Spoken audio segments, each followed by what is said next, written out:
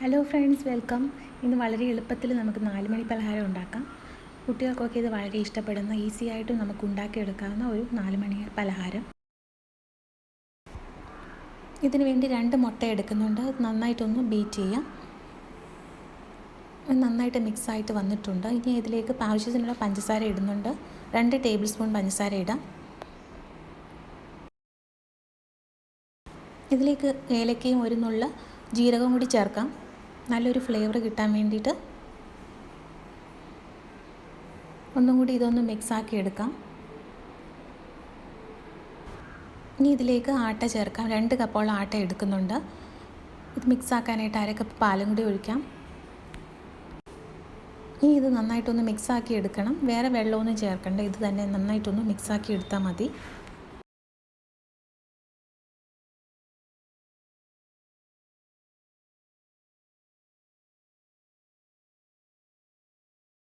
ഇതേപോലെ ഒന്ന് ആക്കി എടുത്തിട്ടുണ്ട്. ഈ മാവ് നന്നായിട്ട് തിളച്ചുകൊണ്ടിരിക്കുന്ന എണ്ണയിൽ നമുക്കിത് ഓരോന്ന് വീതം കോരി ഒഴിച്ച് നമുക്കിത് ചുട്ടെടുക്കാം.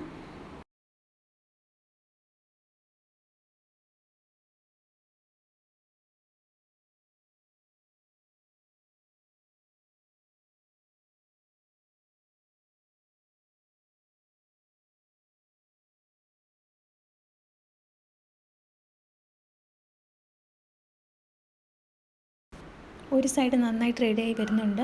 2 വശവും നമുക്ക് നന്നായിട്ടൊന്ന് മൊരിയിച്ചെടുക്കാം.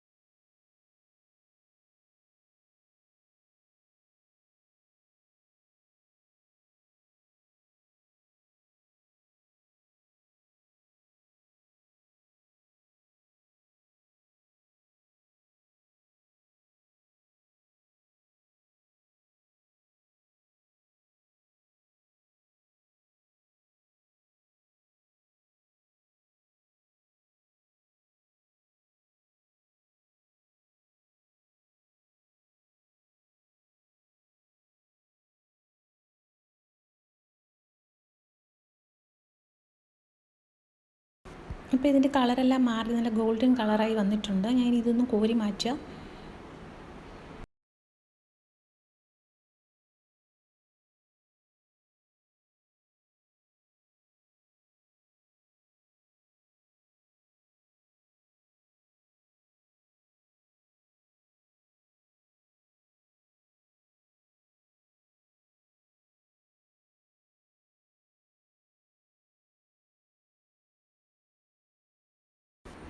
ബാക്കിയുള്ള മാവ് ഇതേ കണക്ക് കുറേശ്ശെ എണ്ണയിലോട്ടിട്ട് നന്നാക്കി ഫ്രൈ ആയിട്ടെടുക്കാം.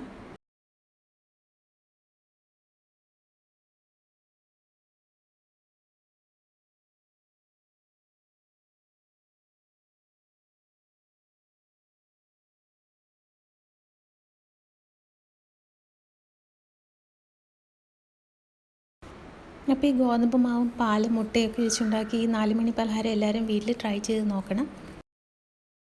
പെട്ടെന്ന് നമുക്ക് 5 മിനിറ്റ് കൊണ്ട് റെഡിയാക്കി എടുക്കാൻ പറ്റുന്ന ഒരു ഈവനിങ് സ്നാക്കാണ്. ഇതിനകത്തേക്ക് നമുക്ക് വേണമെങ്കിൽ മൈദ ചേർക്കാം, അപ്പോൾ ഒന്നും കൂടി സോഫ്റ്റായിട്ട് കിട്ടും. ഞാൻ ഇപ്പോൾ ആട്ട തന്നെയാണ് എടുത്തിരിക്കുന്നത്. ഇനി വേറെ ഒരു വിഭവമായിട്ട് വരാം. Thanks for watching.